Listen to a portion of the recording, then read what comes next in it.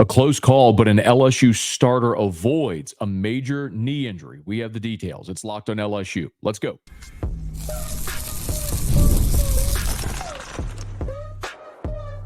You are Locked on LSU, your daily podcast on the LSU Tigers. Part of the Locked On Podcast Network, your team every day. Okay, let's get it. It is Locked on LSU, your team every day. I'm your host, Matt Moscona. Thanks for making us your first listen every day. We're free, available wherever you get podcasts, of course, on YouTube as well, so please subscribe. Today's show is brought to you by Game Time. Download the Game Time app, create an account, use the code LOCKEDONCollege for $20 off your first purchase. Shea Dixon from On 3, the Bengal Tiger, stops by for his weekly recruiting chat. We have two big topics to talk about. Number one, the future of the quarterback position at LSU as the Tigers doled out a handful of offers for 2027. And is Dave Portnoy of Barstool really targeting Bryce Underwood? Shea reacts to that. Also, who is the next prospect to commit to LSU's 2025 class? We're going to get to that here in a bit. But Brian Kelly met with reporters on Tuesday after LSU's practice. It is, of course, an open date for LSU this weekend. But Brian Kelly has been pretty open. They are not taking the week off. This is not a rest and recovery week. They'll do that through open date in November. But his feeling is this is a team still has a lot of growth and development to get to. They can't just pause all of that. So they are working this week. But there are guys naturally who are a little bit on the mend. And Brian Kelly wasn't super into talking about injuries. He was asked for an update on Caden Durham, one he did not want to give. We told you here that Caden Durham dislocated two toes in the game against South Alabama this past weekend. And Brian Kelly said, look, he's not going to give an injury report. Doesn't have to because it's an open date. He's not going to get a lot we are not going to get a lot out of him this week with the open date. But he did have this to say about the injury situation as a whole. We think we're injuries are concerned that we'll have our guys for Ole Miss. But, again, we've got 2 weeks here, So, again, we're not going to get into an injury report or say who's probable or doubtful. We've got some guys that are banged up, but we expect them, to be ready for Ole Miss. Got some guys banged up, expect them to be ready for Ole Miss. Some of the ones we'll certainly keep an eye on. Most notably, of course, Caden Durham with those dislocated toes. And when Brian Kelly gets into game week next week, he'll give an injury report. Just for the record, Wednesday morning, Brian Kelly will be on the SEC coaches teleconference. That's the last media availability of the week. So we won't hear from Brian Kelly again until his Monday press conference the week of the Ole Miss game. So I don't suspect we're going to have any update, certainly not on the record, from Brian Kelly before that. But Caden Durham, we're continuing to wait for Chris Hilton, but Brian Kelly said after Saturday is about 85%. So see if he's closer to 100% when they play against Ole Miss.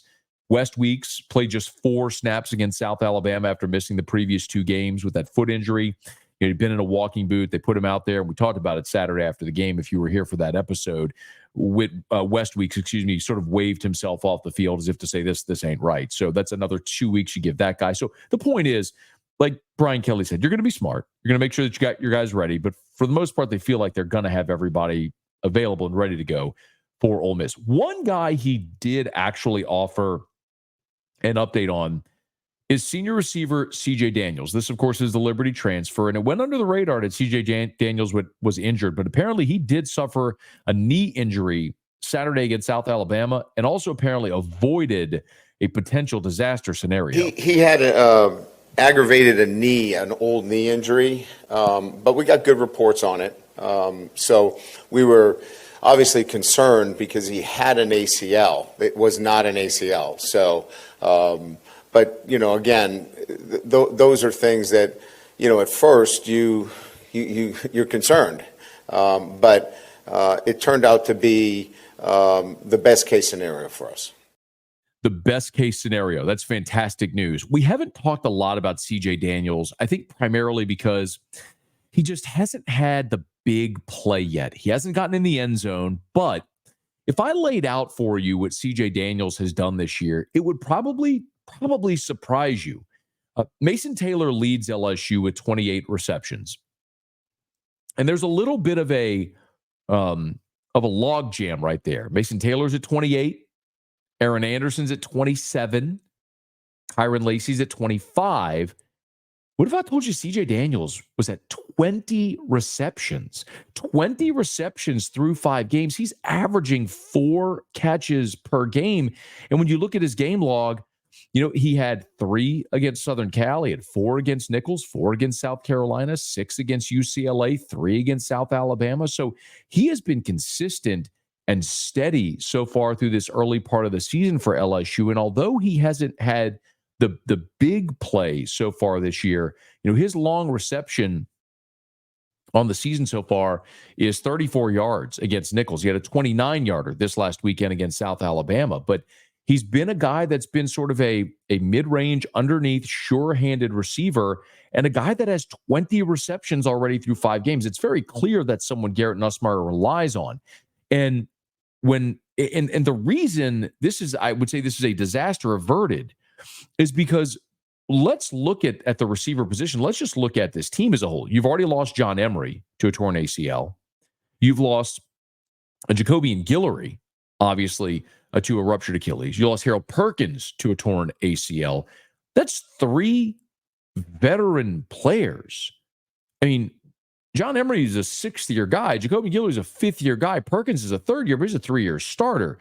CJ Daniels transferred in from Liberty, but he's, again, a graduate player who's played a ton of football for you and has 20 receptions.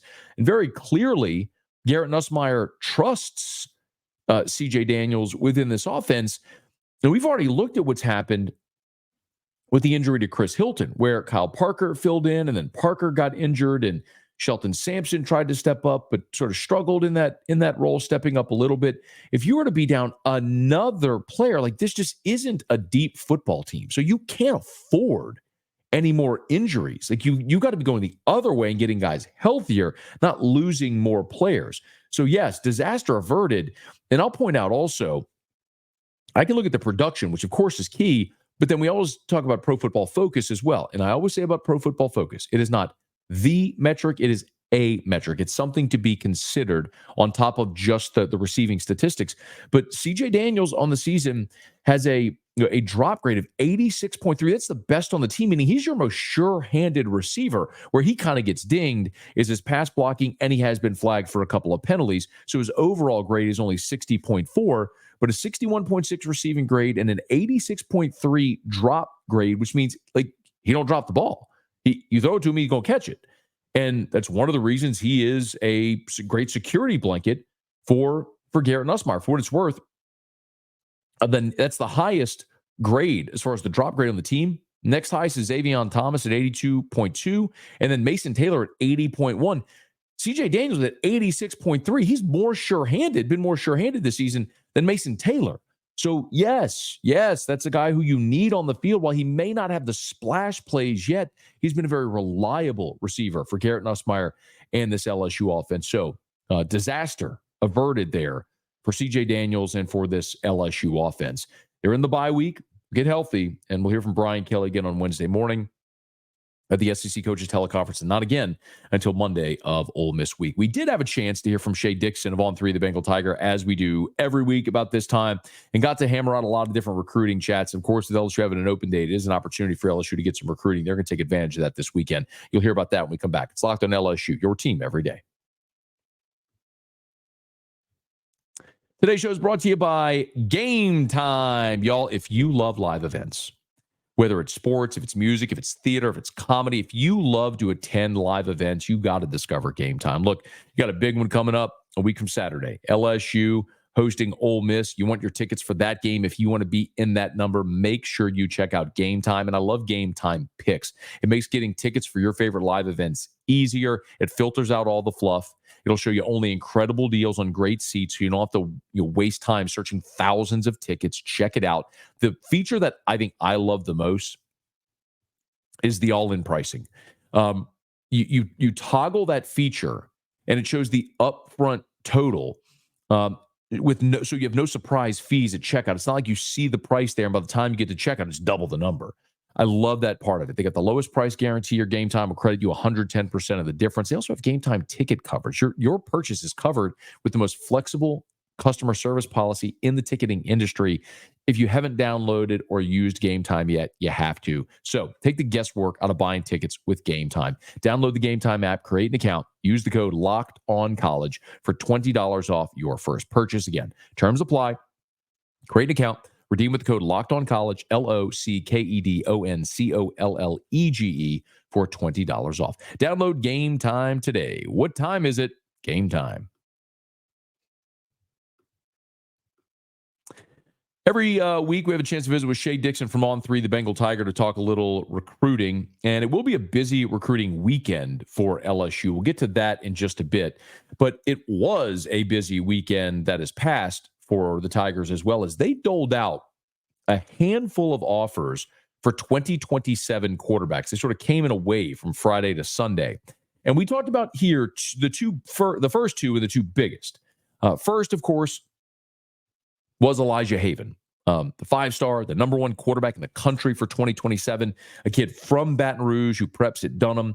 And then that was followed by Colton Nussmeier, the number 3 quarterback in the country for 2027. Of course, the younger brother of Garrett Nussmeier, who's prepping in Flower Mound, which is the Dallas area. So after that, and you think that would be enough, Tigers doled out a few more. And I asked Shea Dixon who the other notable players were, the most notable players were that got quarterback offers for 2027. The most notable other one would be Peyton Houston up at Evangel, who's had a really good start to his year at Evangel and across these first few weeks. And I think he's already over 1,000 yards passing. So he picked up his offer. Obviously, now you've got 2 offers out in state.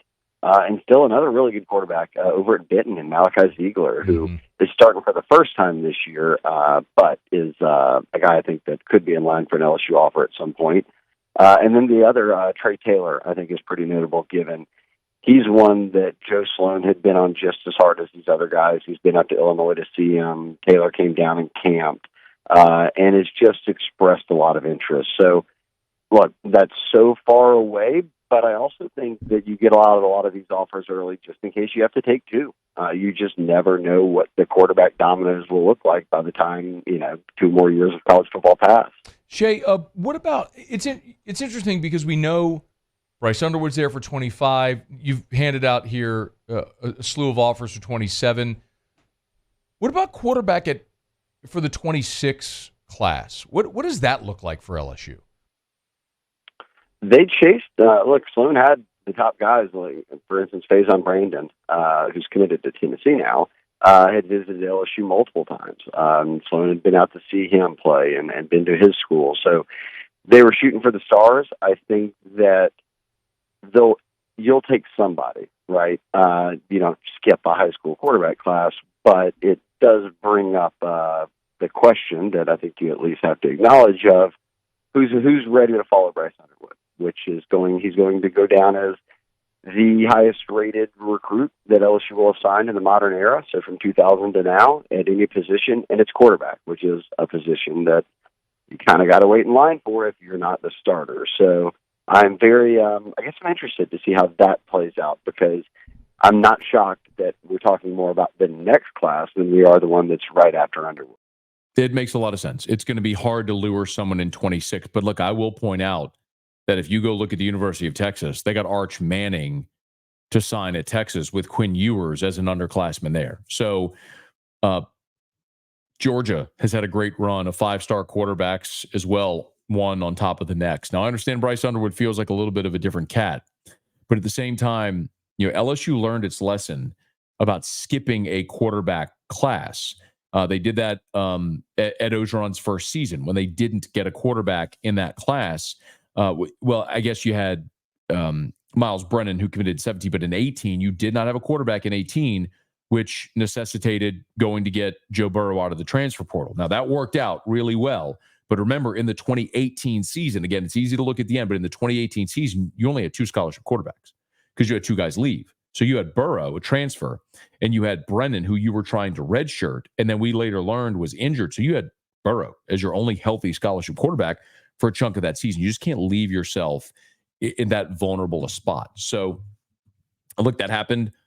Back in 2005, of course, LSU had Ryan Perrilloux. They didn't take a quarterback in 2006 before taking a couple in 2007. So because you had Perrilloux, you just can't. And then when Perrilloux got booted, you had to get Andrew Hatch from Harvard, and then you had a redshirt freshman and Jarrett Lee. So the point is, you can't skip a class. You got to get somebody in 2026. But I know look, it feels like it's so far, but it's worth having the conversation. Here's the best news for LSU. Garrett Nussmeier could come back for 2025, and I hope he does. If he doesn't, you've got a third-year player in Ricky Collins. You got a second-year player in Colin Hurley. Potentially A.J. Swan still hanging around. And a freak show phenom who you can bring along at whatever pace you want.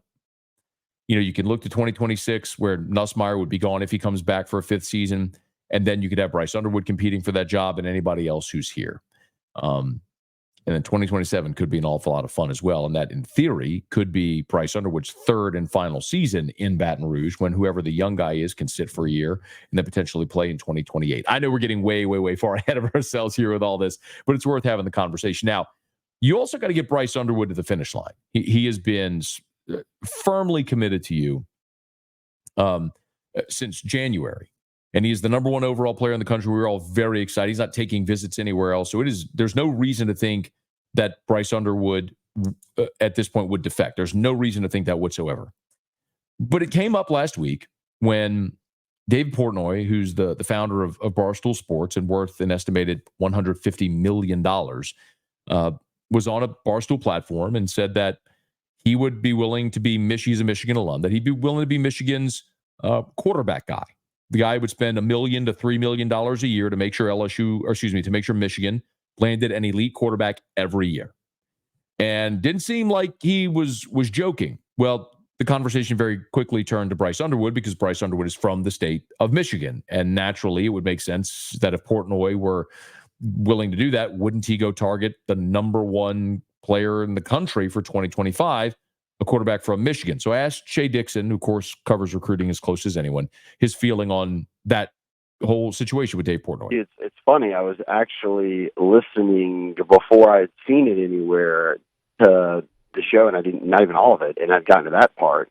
And right when he said, "I'll give Michigan for the best quarterback," I was like, "Oh, I'll 1 minute until they name Bryce Underwood, and then I'm going to have to go to the board and start answering questions." And then he made it very much a transfer thing, right? And, oh, well, I'll just, whoever the best transfer is, I'll donate the money and all that.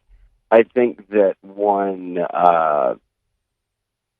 him being public front-facing involved in that directly, instead of just being an NIL donor of some sort, is a line that Michigan probably doesn't want to cross, even more so. And he seems very serious here. He said he gets to pick the quarterback. I don't know a college coach in the country that's willing to put their job on the line for a booster to pick the quarterback. So as soon as I heard him say that, I said, this isn't going anywhere. Okay. So, or maybe he does, but if that's the reality, that's a transfer. That's, again, Underwood is in Michigan. He sees what they do there, and Underwood has said many times, I'm going to LSU because they develop players. We've already seen Michigan move on to Alex Orji, who just runs the football. Like, they're not doing anything throwing-wise. And then you look at LSU, and that's what is the NCAA leader, tied for the lead with the TCU quarterback in completions. And then Daniels is out there setting the world on fire as a rookie. And I think Joe Sloan can say, hey, look, we're developing down here.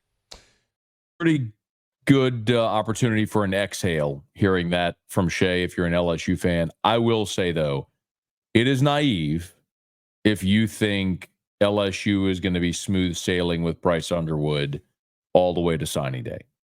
In this era where you have a prospect of that caliber who is not from your state and NIL is a possibility, it is naive to think that nobody is going to try to make a last-minute push to get Bryce Underwood to flip.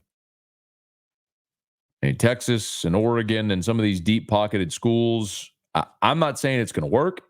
And very clearly, LSU has made a substantial NIL offer to Bryce Underwood. You're not getting that player to commit only because you're going to be developed. There's a lot of places that can develop you. Not many places are going to pay you exorbitant sums of money to go play college football.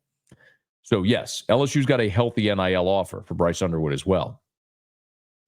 Does someone come in and dangle a bigger offer to try to lure him away? I don't think there's any doubt someone will try. Will they succeed? Different question, but it sounds like the Portnoy situation might be much ado about nothing at this point, according to Shea. Okay, one more thing that Shea talked about I want to get to here in a second. It is a busy recruiting weekend coming up for LSU. They're going to have double-digit official visitors on campus while LSU has an open date. We'll tell you one prospect who's likely to pull the trigger for the Tigers. Stay here. It's Locked on LSU, your team every day. Today's show is brought to you by FanDuel. Hey, y'all, check it out. NFL fans, you could start the season off with a big return on FanDuel. It's America's #1 sportsbook. So when you get a hunch in the middle of the game, you can check out the latest stats, view live play-by-play, and so much more on the same page where you place your bets. And you'll get started with $200 in bonus bets guaranteed when you place your first $5 bet. That's at FanDuel.com. I was actually looking at some futures odds earlier today. You may not get better odds on Georgia, say, to win the national title than you get right now coming off a loss. Plus, you're getting better than plus 500 odds there. Like, do you think Georgia could win out, go to the playoff and win a championship? Could. You're not going to get better odds than that. LSU, if you want to take a flyer, plus 2,200. If they go and beat Ole Miss, going to be far less than that. That's to win the SEC. Going to be far less than that. If you want to take a flyer, good shot to do it. Or any game you want. It's over at FanDuel. FanDuel.com. Get started with $200 in bonus bets guaranteed when you place your first $5 bet. That's at FanDuel.com. FanDuel.com. Forgive me. I think I just snorted into the microphone. I apologize. Like you needed to hear me clear my nasals. I apologize. Hey, before we get out of here, our buddy Shea Dixon was chatting with us, and I asked Shea, about this weekend coming up for LSU, and it's a pretty significant one, as the Tigers are going to have no game this weekend, of course, but an opportunity with LSU having apparently double-digit visitors, and one guy in particular who Shea thinks is going to be the next to commit to LSU. But this weekend, they will be hosting, and I believe it's 10 official visitors. All of them -1 are committed to LSU right now and just haven't taken their visits yet. But I'll say the intriguing one that I think we have to watch, because I think he's one of the very short list of candidates that might still sign with LSU. And I'll say quickly, they have 26 commits, Matt. They usually want 25 to 30. So do the math there. As a Catholic high grad, you can figure it out. I was very bad at math. I poked fun there, but I'll give you your praise. So the guy who's coming in that is uncommitted, well, I should say not committed to LSU, is Houston commit Jacob Bradford.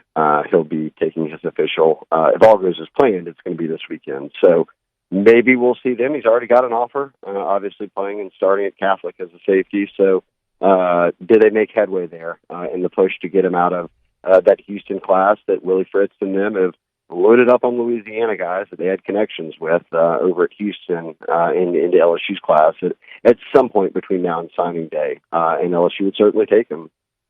I know everybody is focused a lot on his younger brother, Blaine, who's the 5-star for the 2026 class. But when you look at Jacob Bradford, is that a guy that improves LSU's talent at safety, where Brian Kelly's been very open about it? It's just a spot where they have struggled mightily this year.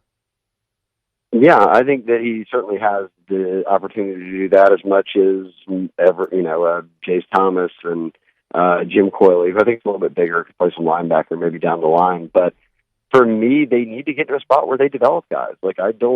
They don't need guys to have to come in every year and start. You don't want to be in a spot where Deshaun Spears, man, maybe we should put him out there and have him out there making mistakes, but let him at least learn on the fly, because it might be better. It's better than the alternative or whatever it is. When we saw these guys come through LSU and be great, a few started as true freshmen that went on to be great DBs, but a number of them developed over time and played some of their best football later in their careers. So I definitely think a guy like that is one that you would have out there, much like a Jordan Allen, starting every game for LSU before he got hurt this year, coming out of a really good LCA program. So I think you trust a smart player who's got some traits, who's played a lot of football and is well coached at a school like Catholic, that will come in and, do all the right things, develop and stick with the program, because that's what you're doing. You can go up to 105 scholarships now if you want to. You're not stuck at 85 anymore. So one, add more guys. Two, in the portal era, you just have to take guys who you at some point don't think are just going to bail on you when they're not playing right away. And those are Louisiana guys. Those are border guys. Those are Baton Rouge kids. So I think those are the type of guys that are the perfect offers when you're trying to fill out a class late. I want to remind you, when Brian Kelly first got to Baton Rouge, and he went in the portal to rebuild that roster, he went and got guys that were very intentionally, went and got guys from Louisiana who didn't have an LSU offer coming out of high school and brought them home. Greg Brooks, Joe Fouché, Jark Bernard Converse, Kyron Lacey. There was a ton of them. And it was very intentional. He wanted guys who wanted to wear that uniform, who wanted to play for Louisiana.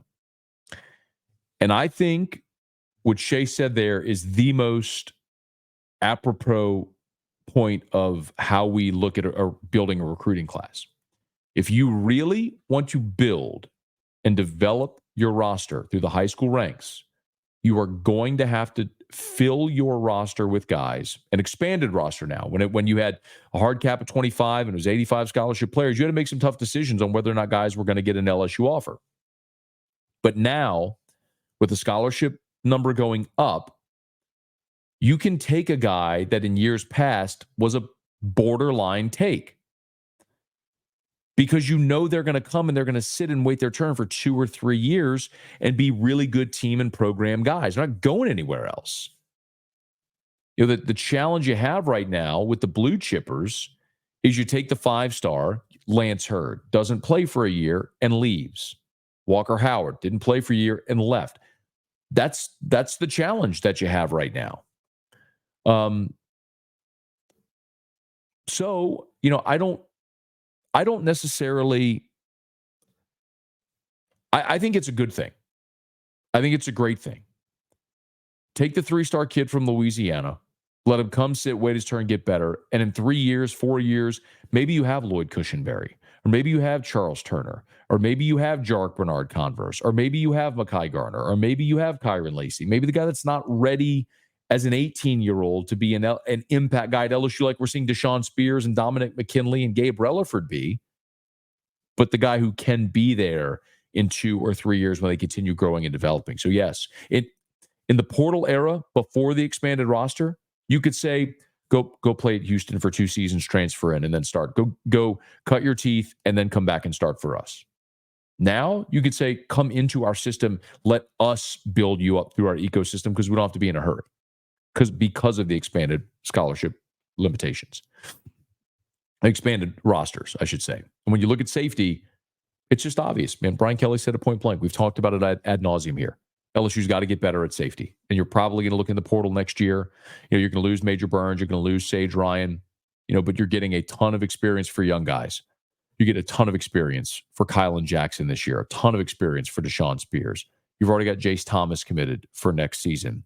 You know, if you do in fact get Jacob Bradford, Blaine Bradford is a guy for 2026 who likely be coming in. Mentioned CJ Jim Coyley as well.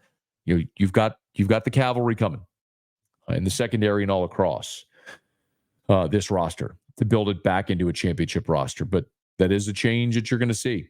And I think it's a welcome one, especially for the way Brian Kelly wants to build his roster. He said it so many times. Build through the high school ranks, develop, supplement through the transfer portal. We'll see if it works.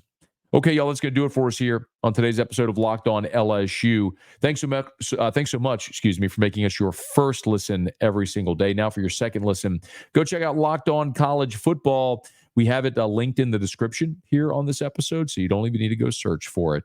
Hey, do us a favor, if you're on podcast, please subscribe to the podcast. Rate us, leave a review if you're on YouTube. Smash that like button, subscribe to the channel. Hit the bell so you're notified whenever we post a new video, and let a friend know if they love the Tigers. We got you here every single day for Locked On LSU, your team every day.